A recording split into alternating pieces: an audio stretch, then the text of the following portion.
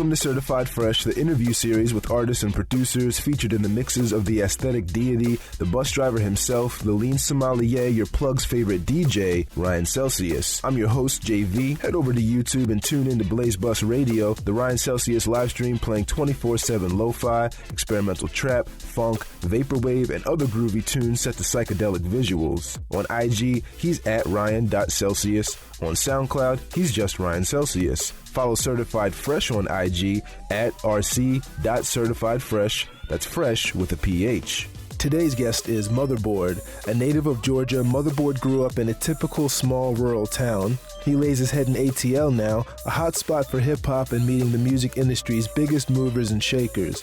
Listen as we talk about music, meeting your idols, and advice for producers trying to talk their way into a lucky break. Let's get started. Cool, man. So how you doing? Doing all right, brother. You know, I'm kind of hungover right now. Oh, you had a rough night, huh? Yeah. Yeah. You blown up the club, huh? Were you DJing or were you just there as a party goer? One of my homies was playing out, so we just like went by, and one thing leads to another, and wake up with a bag of McDonald's. And somebody's poking you with a broom. Yeah, like get the fuck up, get out of my house. Since your friend was the one DJing there, were you on the guest list? Did you get to skip the line? Yeah. Atlanta's like scene is like so small, so we just we like knew the guy at the door too. We'll get into the Atlanta music scene in a little bit. Are you from Atlanta? I grew up like right outside of Atlanta, kind of like an hour away, but I've done my entire adult life here, so I would say I'm from here now. Did you grow up in a more like a small rural town? Yeah, definitely like very small and very rural. It's called Noonan, Georgia. Tiny place. And compared to Atlanta? Yeah. How big is Atlanta as a city? Because I know that Georgia just has a shit ton of counties, right? Yeah, Atlanta's actually a really small city. Like when you compare it to like New York or Los Angeles or any of the other major like artistic hubs, it's like really small. They call it like a city in the middle of the woods because there's trees everywhere. As soon as you're about to get into the city, you're literally just like leaving the woods and you're in the city. You just like, you cross one bridge or something, you go from the woods to the city? Yeah, for real. The Southern heritage here is like very like, you know, it's not lost at all. It's like everything's still very Southern. Was that how your hometown was like of Noonan, Georgia? Very Southern? Yeah, it's very Southern, you know, like really like conservative and, you know, Christian and not, you know, like, you know, there's not like a lot of artistic culture there. No dancing after 8 p.m.? No dancing ever. I gotcha. So what was growing up there like for you? It was honestly like a really cool place to grow up because all the people that like, at least like all the young people that I surrounded myself with were like, everyone was like into art. And like, or they were skateboarding or hanging out at the skate park or like making music. So it was cool to be around all that growing up. A lot of those people started leaving, moving to the city. So it was like a natural way for me to broaden my horizons. Was your artistic expression always music, or did you start something first and then gravitate towards music? Pretty much has always been music. My mom put me in like music classes when I was like 3. It's just like always been music. I liked acting too, but that was just like, you know, some shit I did in like middle school. But you were in theater classes and stuff like that? Yeah, but it was always like doing musicals and stuff, so it was always like coming back to music. I see, always coming back to music. When did you start producing your own music? I think when I was like 18 or maybe 19, like 7 years ago. And what influenced you to start producing music as opposed to playing instruments? You know, like I played drums for a long time. Well, not a long time, or a couple of years, like in band class and stuff. And the kind of like making like electronic music, it all just like felt like making drums to me, because I could like click in and make rhythmic melodies or whatever. So it was, or make drum patterns. So it all just like seemed like very like natural for me. All right. And then how do you make your music? Do you use a DAW? Do you have hardware? What do you do? I use Ableton. That's the only thing I've ever used, actually. So you didn't grow up on a cracked version of FL Studio or Fruity Loops? No, but I think FL is so dope. Like there's so much in there I wish Ableton would do, but there's also so much Ableton can do in terms of like, it's so powerful for mixing, or like, chopping up samples and stuff too. I think it's like, really built for that kind of stuff. You just mentioned it, and I want to jump ahead in the questions that I have, because I've been really interested in hearing what producers say about it. A lot of producers have said that the mark of a good producer versus a newbie one is the mixing. How exactly does mixing work? Like, how does using a compressor on a sound make it sound better? If you just want to start with mixing, you got to balance your tracks out. So there's this thing called pink noise that I use. My buddy showed me this at his studio a year or two ago, and I use it every time I mix, or just are trying to balance the tracks out. The noise kind of sits at all frequencies. And so you lower all the sounds till you can't hear it under that anymore. Once you turn off the pink noise, everything is kind of balanced. There might be a little wonkiness here and there. You might have to redo the bass and the kick drum a little bit.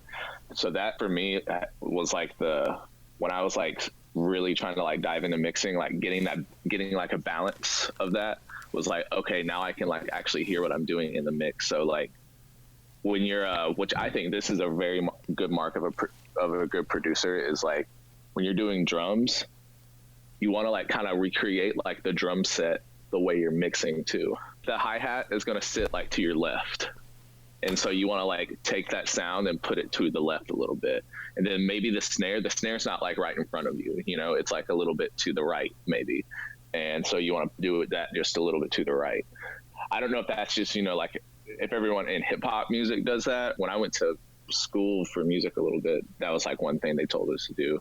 That's the only thing that stuck with me. So you're talking about setting up the drums, but you're saying to mirror it how if you sat at a drum kit it would be set up? Yeah, exactly. Oh, exactly. Okay, I see. All because right. You want to be able to create that kind of drums sound a certain way, and you want to be able to create that sound, because all the drums aren't just sitting in the middle, there's a whole thing going on, and it makes your track sound wider and bigger. Everything's about a loudness war these days anyway. Really? It makes your track sound more professional. But the compressor thing, the only thing I really do with compressors, I leave my stuff kind of uncompressed a lot of the times, mainly because when you're using samples, a lot of the samples you get now, even just for your drum kit, are already pre-mastered and pre-compressed. And so when you over compress it, you kind of squash or make the sound less full. I won't compress stuff too much. I might do a drum bus compression, and then some sidechain compression on all my instruments that are on there, the sample or the 808 or a melody or something. I compress that to it, so the kick and the snare just popping out more.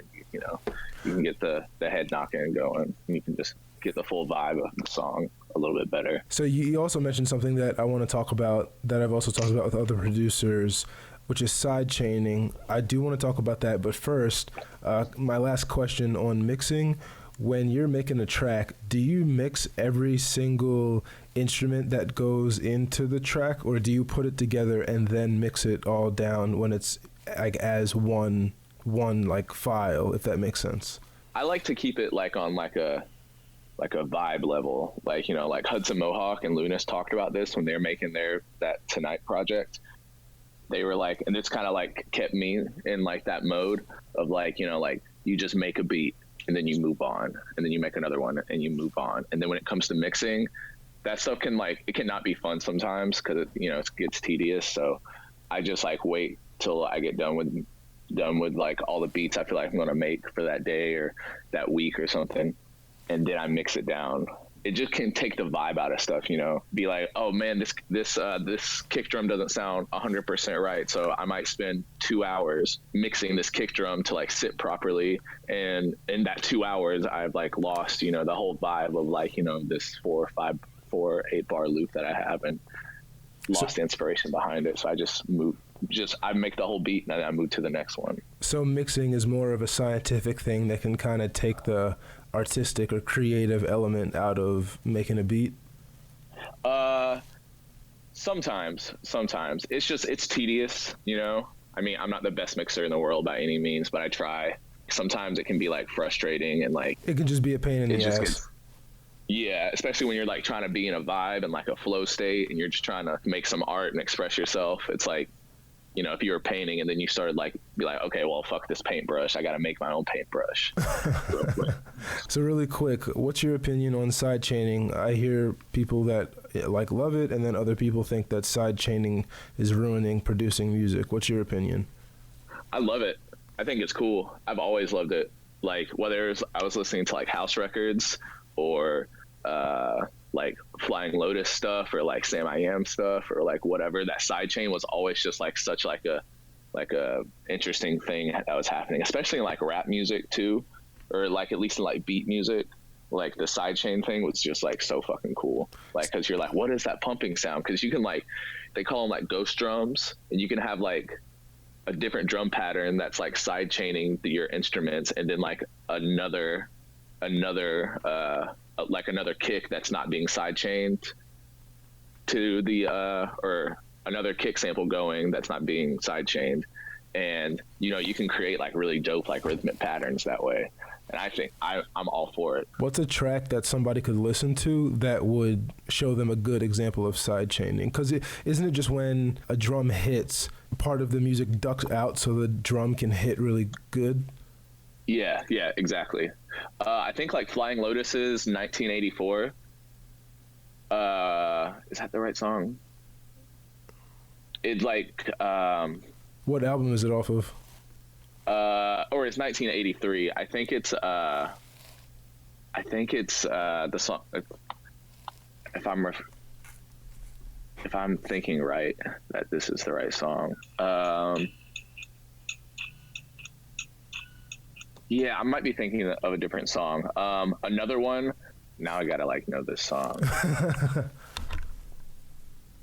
Oh, it's Massage Situations. Massage Situations. And that's the Fly Low track? Yeah, it's Massage Situations. The side chaining in that is so fucking tight. That's what like really, when I was like listening to that, I was like, damn, that's dope. If you go and listen to it, you can hear like the vocals that he's like chopping up are like really wavy, and it's like the side chaining that's doing that. And it sounds like he has like a ghost drum.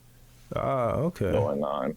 Maybe not. Maybe not. I mean, I could be wrong, but okay. I think that's like a really, really tight thing that he did with the sidechain compression. You've been living in Georgia pretty much your whole life, right? Yeah. And in the past, Atlanta and really Southern, like the South as a whole, was kind of discredited as a place for hip hop and rap, and now it's one of the hottest cities. I mean, I think it's like neck and neck with Chicago as the two cities that have the best rap game right now. And obviously, acts like Migos and Gucci Mane and 21 Savage have really given Atlanta staying power in the music scene right now. What do you think gives Atlanta its competitive edge for a city that's so small? I think it just has to do with the whole fact of like everyone's so close to each other, and the city's small, and like people are nice.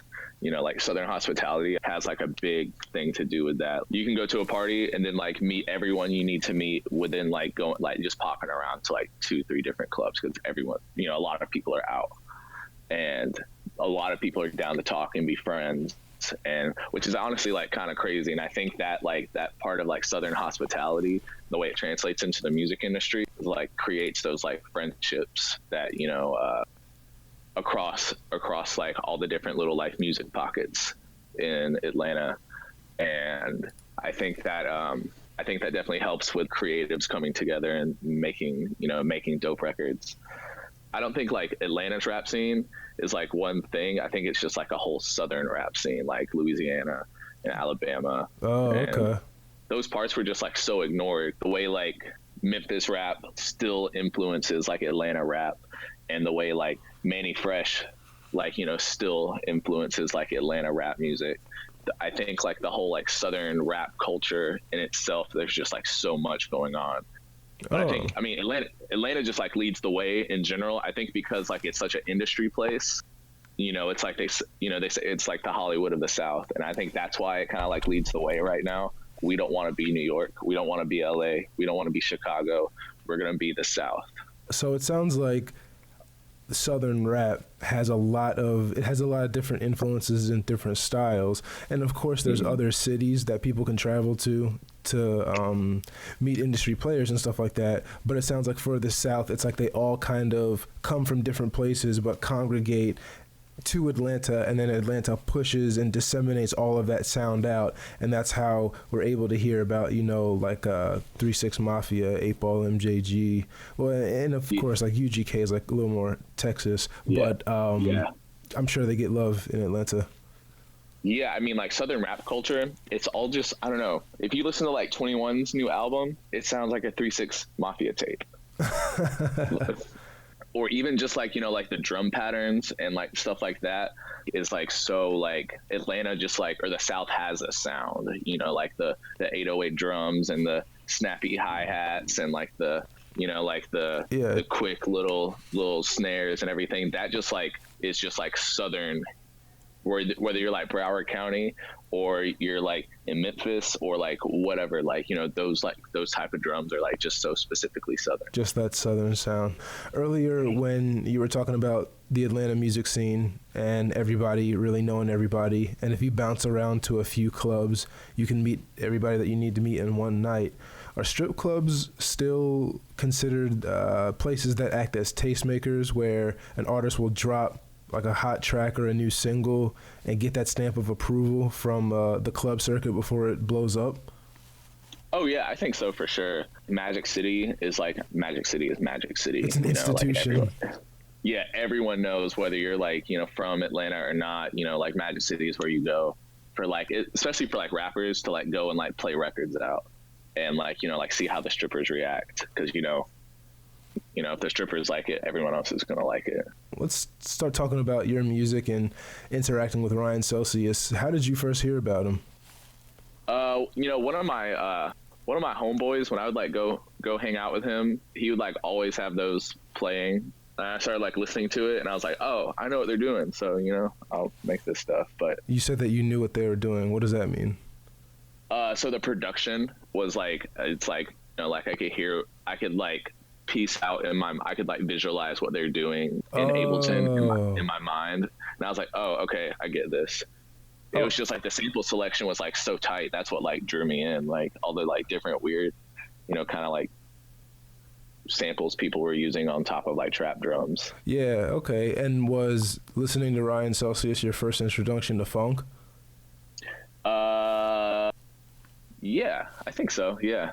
When did you start having your shit featured in his mixes? Because I know that you were in like a few Trappin' in Japan mixes. You're obviously in the new Trappin' in Brazil 2 mix that just came out, and I'm pretty sure you're in some other ones, but how did that happen? I'm never like the kind of guy that will like, here, please check out my music, please, you know. But I just like, I was like, you know what, I'm just gonna send in some stuff and I'm not gonna even think about it. A lot of people just don't get back to you on the internet, and I get that because I don't get back to people sometimes. And Ryan just like hit me back immediately. I think at least within the next day or two, and I was like, oh shit. I was like, okay, homie. And so we just like talked a little bit about which record we wanted to put out, and I was like, do this one. He was like, I think this one's harder. So we put out my edit of Flex Like Ooh, the little pump joint. And that was the beginning of our relationship. Nice. And aside from having your music on Ryan Celsius mixes, you have your own like series of mixes or albums, like the Delivery series. How did that come about? A couple years ago, I tried to do something kind of similar, but I didn't think I had I didn't have the skill to like push out like record after record after record after record and like work quickly. And it was actually kind of funny. I was looking at some clothes online. They would do like these multiple series of clothes for each season called deliveries, and then like, you know, delivery 1, and I was like, dope, calling this package that you're presenting as like, you know, like this is the delivery. And I was like, that could be like a cool mixtape series, delivery. What number are you up to now? Are you at 4 or 5? Because I know that you released one within like the last few months, right? Yeah, I'm at 5 right now. I'm kind of like taking like a little step back from it at the moment and just writing a bunch of different kind of stuff that's been inspiring me that might not fit the delivery thing exactly. But yeah, there's another one coming soon. When you're making music, how much of it is like, oh, I had a great idea and I just want to commit this to Ableton so I actually do something with it, versus I'm feeling a certain type of way and the only way I'm going to get through it is if I make music to match my mood? It's more like I need to like make something that will match my mood. But also like I think like if I'm doing like not sample based stuff, that kind of stuff is like where the real some of the real expression can come out too. When you're just creating your own music, not using any samples? Yeah, because it gets like a little bit like, I love making sample based beats, and I've like been teared up with making something dope from a sample. But when you're like in there and you're playing something really cool, expressing in a different way, it's just like, you know, it's just like a little different. Shit. You know? Now that you're mentioning that, I have actually been bumping one of your tracks recently. Let me pull it up real quick because I don't remember the name of it. It's like fuck all you hoes or some shit like that. All the hoes. Yeah. I think it's in the Summer Smoke mix. I don't know if you've watched the video. That shit goes crazy. Let me find this really quick. Oh shit, that's your SoundCloud. Yeah, all these hoes. Hell yeah, this is the track that I'm talking about. Can you do like a behind the beat for me? How did you make this track? Word. Okay. I was so that sample, the vocal sample in that is Gorilla Zoe, and I love Gorilla Zoe, man. Like that was like some shit for me when I was younger. Oh, and really? Yeah, all the hoes jocking, be steady knocking, like that shit. That shit is so hard to me. I don't know if I ever heard anyone like, because that song, I don't know how big that song was, but it was like something that was just like always playing in the skate parks. Our skate parks were like very like, you know, like it's like a lot of rap music and a lot of rock music. But I remember that one specifically from my childhood. But when I found the sample, I was like, I gotta do something with this like right now. And then that horn sample that's in there, the brand sound is like it's like from this jazz record, and the sound is actually like I doubled it and like made the sound longer, and so like the sample like when I went back and listened to the original, it like doesn't sound anything like it did to begin with, which is like really tight because I was really happy about the way I flipped it. Especially lately, I can damn man, you're killing it. But that was just like finding like those two things that work together, and then like there's like this like Latin drum loop that I have underneath it. Yes, like, I wanted to ask you about that too. All right, tell me about it. I just found it on YouTube, and it was just, I just like heard it, and like the way like the little percussive elements in it were going off, I was like, man, this is tight. And it just like, and then when I like stuck everything in there, I was like, dude, this is it. How long did it take you, like total time, you think, to make it? I think I probably worked on that for like a day or two, and then like the melody on top of it too was really fun to write. And what part of the track is the melody, like the horn section or what? So there's like the do do do do do do do do do do sound, the like the little bell sound on there. That's like the melodic part to it. And I was watching like Esta do his like beat breakdown or something, or his rhythm roulette. You were watching something like that. You were watching who? Esta. He's like part of Selection. Oh, gotcha. Okay. And I was watching his like beat breakdown, and he was like just like writing these melodies on his keyboard, and I was like, man, I should just fuck around and do it on my computer keyboard, and you know, like leave the MIDI piano aside. And I did it, and I was like, damn, this is hard. It's like all these notes are so close together that work. And and then like the way I structured the 808s, everything was like kind of far apart and like wavy, and you know. Yeah, man, it's definitely a trippy ass track. And then have you seen the video that accompanies your track in that mix? Oh yeah, it's so dope. It's really fucking so wild.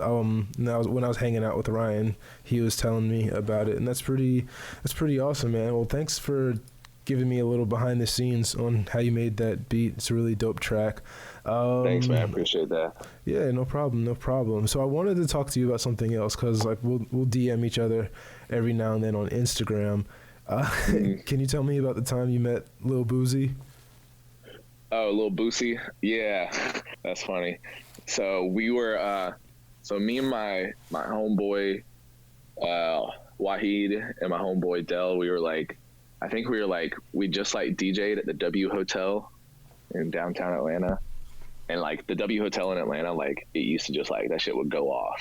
Like 'cause they had like a little nightclub up top, that shit would go off. And so we were like leaving, and like we were like waiting for our car to be valeted or someone's car to be valeted, and like Lil Boosie came up, and I was like, oh my god, this is crazy. Lil Boosie, when I was like growing up in like middle school, me and my friends would like listen to Lil Boosie, and then so like I was like, yo, Del, is that Lil Boosie? He's like, yeah, go say something to him. And I forget. I think it was right after he got out of prison too. It was like around that time. And I was like, yo, Boosie, like your music has meant like so much to me. Like growing up, like that shit was so hard. Like it like inspires me to this day. And he like, it's so funny. He like looks me up and down, and then he like walks back around to the other side of his car and gets in. I was like, damn. Like didn't even say nothing to me. I was like, well, whatever. And how'd that make you feel though? I mean, I was like a little bummed out because they say like, you know, like don't meet your heroes. And I like don't meet too many people that I look up to or that I've looked up to my entire life. And I was like, damn, it was a little disappointing, but that man gone through so much, like with the, you know, 8 years on for like a murder charge or, you know, almost getting a murder charge. Like, you know, like, yeah, I might not have, if I just got out of prison, I might not have been fucking with me either. So I got you. And you were mentioning you were with your friends Wahid and Dell. Yeah. Dell, he's part of your management team, right? Or is he your manager? Yeah. He's part of the team. He like runs this little this agency called Samo, which is like kind of like a collective force of like rappers and producers from like all over the world in the country. And so like all over the world. And he kind of, man, he taught me the game for real. He taught me how to talk to people and like, you know, like be confident in your art and go out here and how to structure emails properly to like, you know, people, not just being like, hey, fuck with my beats, please. Oh, all right. So before we head out, because we're closing down the interview now, you answered pretty much all of my questions, so I appreciate that. Yeah, spit a little game for producers that are trying to talk to these industry people and are not really getting any traction. How are they supposed to structure an email? How do they speak with confidence when talking about their artistry to somebody that they might look up to or somebody that's just so far ahead of them? How do they do that? Man, it's just like all about like maintaining relationships with people and, you know, like being friends with people. You know, like industry people are people just like anyone else, and this shit is like a job to them. If they're gonna put you on or like big up you or do anything from you, you know, like don't look at them like as like an asset. You know, they're just like, you know, like you gotta look at like people as people. And, you know, like no one wants to be treated with a like, hey, what can you do for me? You know, like be like, or can you fuck with my beats? Can you fuck with my mixtape, please, sir? Can you do something for me? Because like no one wants that. No one wants to do that, especially, you know, an industry person. Gotcha. You know, maintain a relationship. You know, like I have homies that work with like really big major artists here in Atlanta. I'd never hit them with a, hey, can you please fuck with my beats? You know, it's been like a, hey, do you want to come by the studio sometime? You know, maybe drop that you're a musician, that you do this or that you do that. And just like women can smell desperation on you, industry people can smell desperation on you. Don't come off as desperate, really. Okay, and I think what you're also saying is like it's kind of that unwritten rule. Like if you know people in the industry, you don't want to be that guy who's just always asking for a handout. Like you got to show people that you're dedicated, and you got to show people that, you know, you got to give them a reason to fuck with your shit. Yeah, you know, and people and your friends, they'll just fuck with your shit because you're homies. Appreciate you dropping some knowledge on that. Is there anything else you want to talk about that we haven't already gone over? What are you cooking up next? I meant to send you this. I got like a bunch of records like sitting in a private playlist right now that are like, I feel like some of my best work and, you know, like mean a lot to me. I'm doing some like ballet house, some down tempo ballet or R&B house kind of stuff right now too that I'm really excited on because I haven't written that kind of stuff in a long time. It's kind of like, sounds like some like early K Tronada stuff. Okay. Like those like R&B like house records. Yeah, I fuck with those. And so like that's been really inspiring me lately. So yeah, I'm just doing that and, you know, trying to keep my nose clean and keep my head up and stay creative and, you know. When you say nose clean, working. Like were you being facetious or are you really trying to not do drugs? No, I'm not trying to do drugs. I don't do drugs, but I'm just like trying to, you know, keep my, you know, just stay out of trouble. Stay out of trouble, not do any bullshit. You know? Gotcha. Yeah. Thanks. But don't do cocaine, y'all. That's gonna be your final word. Don't do cocaine. Yeah, that shit is bad for you. Don't do cocaine, y'all. I got you, man. Well, Motherboard, thanks for sitting down with me. I really appreciate it. Definitely gonna be looking out for more of your stuff, and I'll probably catch you on the internet sometime. We'll DM and IG again. All right, man. Yes, sir. I'll talk to you later, man. All right, man. Peace. Peace. Hey, moving in bricks at the bound like ooh. Moving in bricks at the bound like ooh. Diamond on wrist ain't look like glue. Diamond on wrist ain't look like glue. Thanks again, Motherboard, for sitting down with us. Find him on Instagram and SoundCloud at Motherboard. That's Motherboard with 2 A's. We'll be back soon with another interview from the producers that are certified fresh. I'm JV. Thanks for listening.